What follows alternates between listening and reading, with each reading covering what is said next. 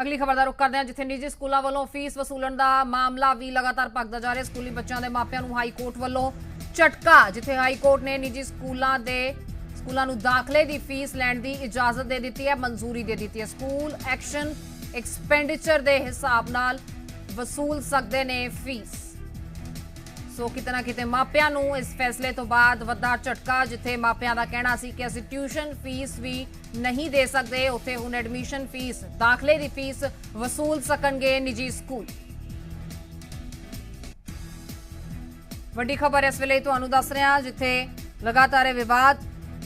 फीसां नूं लैके सामने आ रहा सी ते हुण पंजाब हरियाणा हाई कोर्ट वालों फैसला सुणाउंदिआं होइआं मापिआं नूं झटका दिता गया। हालांकि निजी स्कूलों नूं फीस वसूलण की इजाजत दे दी गई है। साडी सहयोगी नीतिका महेश्वरी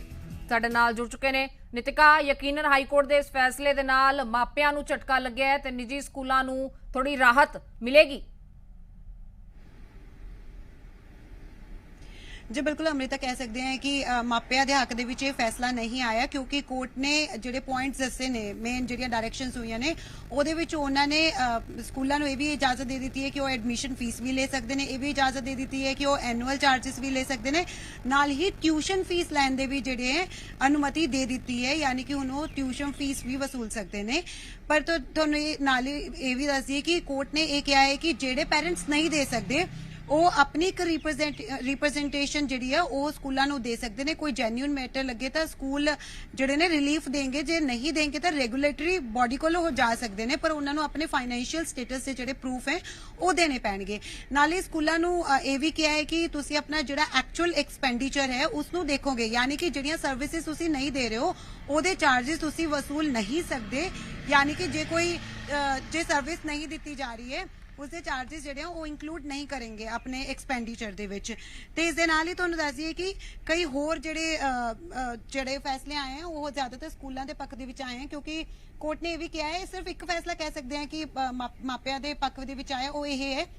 कि कोर्ट ने कहा 2020-21 का जिहड़ा फीस वधी हुई फीस नहीं ले सकते, 2019-20 यानी कि जिहड़ा पिछले साल का फीस स्ट्रक्चर सी उस हिसाब के नाल वो फीस जिहड़ी है स्कूल ले सकते हैं। इस दे नाल ही कोर्ट ने यह भी कहा जे कोई स्कूल फाइनैशियल क्रंच तो गुजर रहा है, उन्होंने लगता है कि जो फीस ले बिना नहीं स्कूल चला सकते, तो वो डिस्ट्रिक्ट के जिहड़े एजुकेशन ऑफिसर ने उन्होंने कोल अपनी रिप्रजेंटेशन दे सकते हैं, तो वो ऑफिसर नूं 3 हफ्तियां दे विच वो रिप्रजेंटेशन जिहड़ी है वो डिसाइड करनी पएगी, यानी कि उससे फैसला सुनाना पएगा। तो कह सकते हैं कि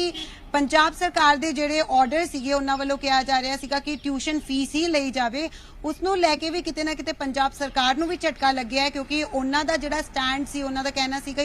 कि ज्यादा एक्सपेंडिचर जिहड़े ने उहनूं काउंट किया जावे, जिहड़ियां सर्विसेज नहीं दित्तियां जा रहीआं चार्जिस जिहड़े नहीं ले सकते, पर मापे जिहड़े हैं वो लगातार कह रहे थे। तुहानूं एक होर दस दिए इहदे विच पॉइंट है अमृता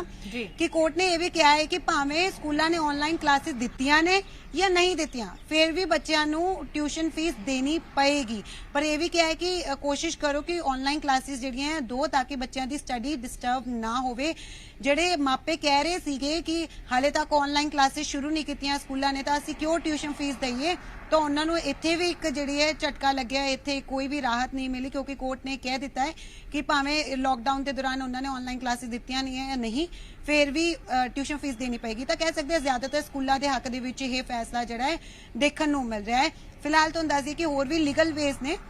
जिहड़े मापे ने या फिर पंजाब सरकार है वो इन्हां आदेशां नूं जिहड़े दूसरी कोर्ट ते चैलेंज कर सकदी है। जी नीतिका, जिस तरह तुसीं दस्सिया कि जो माँ बाप समर्थ नहीं हैं वो अपने दस्तावेज शो कर सकते हैं, किहड़े-किहड़े दस्तावेज ने, की मापदंड ने जो तय करनगे कि वो माँ बाप असमर्थ ने ते सही कह रहे हैं? बिल्कुल तुहानूं दस दिए कि उन्होंने अपने फाइनैशियल स्टेटस की इत्थे जिक्र किया है कोर्ट ने, क्योंकि बहुत ज्यादा इलैबोरेट करके दसे हुए हैं पंजाब पेजां दे जिहड़े ऑर्डर्स ने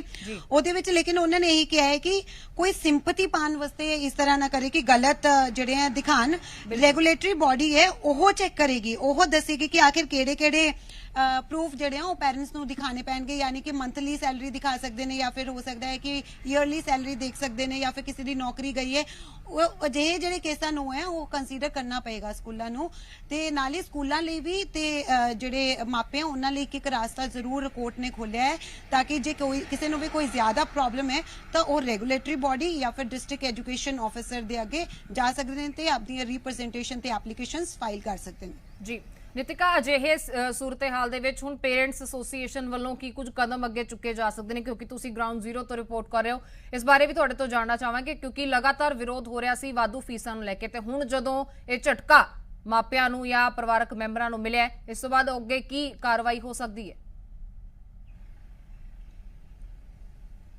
जी बिल्कुल हो सकता है कि मापे जिहड़े ने दूसरा रास्ता अपनान यानी कि लीगल वे अपना सकते हैं क्योंकि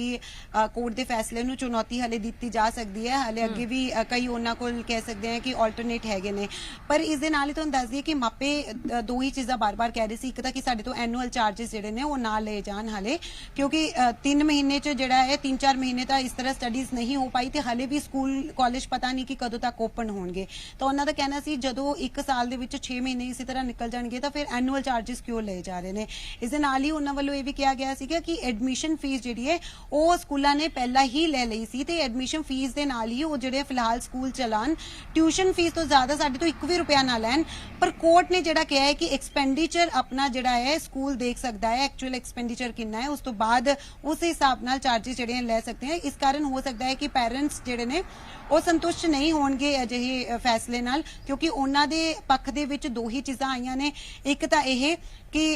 2020-21 यानी कि जिहड़े नवा फी स्ट्रक्चर बनाया सी 8-8% वधा के जिहड़े प्राइवेट स्कूलों ने हर साल वधांदे ने वो अपलाई नहीं होवेगा। जिहड़ा 2019-20 दा ओही अडॉप्ट करना पएगा उन्हां नूं फी स्ट्रक्चर। एक तो यह अहम पॉइंट है जिहड़ा मापियां दे पक्ष दे विच आया है।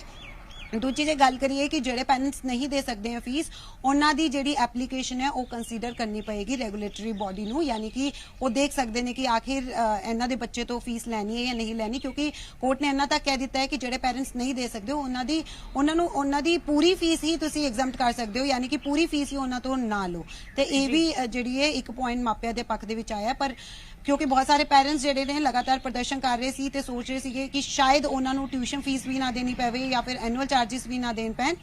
तो हुण तुहानूं दस दईए कि कोर्ट ने साफ कर दिता है कि admission annual charges tuition fees जिहड़ी है उन्हां नूं देनी पएगी। इस दे नाल ही जिहड़ियां भी सर्विसिज स्कूल वालों दित्तियां जा रही ओहदे चार्जिस भी स्कूल जिहड़े ने वसूल सकते हैं। जी नितिका, जिस तरह सरकार के फैसले नूं दरकिनार करदियां होया यह फैसला जो पंजाब हरियाणा हाई कोर्ट का आया है, आने वाले समय दे विच जिस तरह तुसीं रेगुलेटरी बॉडी का जिक्र किया या होर तमाम जो पूरी कार्रवाई होएगी इस दे विच सरकार की कोई शमूलियत होगी या फिर डीलिंग सीधी मापियां दे विच ते निजी स्कूलों के प्रबंधन दे विचकार ही होएगी? देखो सब तो ज्यादा दस दिए कि प्रेशर सरकार ते ही सी ताइयो लगातार एजी अतुल नंदा जिहड़े ने कोई ना कोई हल कड्ढण दी कोशिश भी कर रहे सीगे ते कोर्ट ने भी उन्हां दी जिम्मेदारी सौंपी सी। पर पंजाब सरकार दे पक्ष दे विच दो चीज़ां आईयां। उन्हां दा यह कहना सी कि सिर्फ ट्यूशन फीस लई जाए तो ट्यूशन फी नूं लैके भी कोर्ट ने कह दिता है कि सिर्फ ट्यूशन फीस तो ली जाएगी। पर दूसरा जिहड़ा है क्योंकि पंजाब सरकार ने कहा सीगा कि जिहड़ी सर्विसिज नहीं दे रहे स्कूल ਉਹਦੇ ਚਾਰजेस ਜਿਹੜੇ ਨੇ ਉਹ ਨਾ ਵਸੂਲੇ ਜਾਣ, ਉਸ ਨੂੰ ਲੈ ਕੇ ਕੋਰਟ ਨੇ ਦਿੱਤਾ ਇੱਕ ਪੁਆਇੰਟ ਕਿ ਜਿਹੜੀ ਸਰਵਿਸਿਜ਼ ਸਕੂਲ ਨਹੀਂ ਦੇ ਰਹੇ ਉਸ ਦੇ ਚਾਰजेस ਜਿਹੜੇ ਨੇ ਸਕੂਲ ਨਹੀਂ ਵਸੂਲ ਸਕਦੇ। ਪਰ ਫਿਲਹਾਲ ਇਹ ਦੇਖਣਾ ਹੋਵੇਗਾ ਕਿ ਸਕੂਲ ਕਿੰਨੀ ਇਮਾਨਦਾਰੀ ਦਿਖਾਉਂਦੇ ਨੇ ਜਦੋਂ ਬੱਚਿਆਂ ਤੋਂ ਫੀਸ ਵਸੂਲਦੇ ਨੇ ਕਿਉਂਕਿ ਮਾਪਿਆਂ ਦਾ ਲਗਾਤਾਰ ਇਹੀ ਕਹਿਣਾ ਸੀ ਕਿ ਉਹਨਾਂ ਤੇ ਪ੍ਰੈਸ਼ਰ ਪਾਇਆ ਜਾ ਰਿਹਾ ਸੀ 100% ਫੀਸ ਦੇਣ ਦਾ, ਮੈਸੇजेस ਕੀਤੇ ਜਾ ਰਹੇ ਸੀ। ਤਾਂ ਹੁਣ ਇਹ ਦੇਖਣਾ ਹੋਵੇਗਾ ਕਿ ਮਾਪਿਆਂ ਦਾ ਅੱਗੇ ਕੀ ਰੁਖ ਹੁੰਦਾ, ਇਹਨਾਂ ਆਰਡਰਸ ਤੋਂ ਉਹ ਸੰਤੁਸ਼ਟ ਨੇ ਜਾਂ ਫਿਰ ਹੁਣ ਅਗਲਾ ਜਿਹੜਾ ਲੀਗਲ ਆਲਟਰਨੇਟ ਹੈ ਉਹਨਾਂ ਕੋਲ ਉਹ ਉਸ ਨੂੰ ਅਪਣਾਉਣਗੇ। जी नितिका, बहुत बहुत शुक्रिया इस तमाम जानकारी दे लई। सो यकीनी तौर पर पंजाब हरियाणा हाई कोर्ट का यह फैसला मापियां दे लई एक मुसीबत बन के है तां उत्थे निजी स्कूलों के हक दे विच आया। बहरहाल इस बुलेटिन दे विच इन्ना ही। तुसीं जुड़ो रोज़ी मीडिया दे नाल।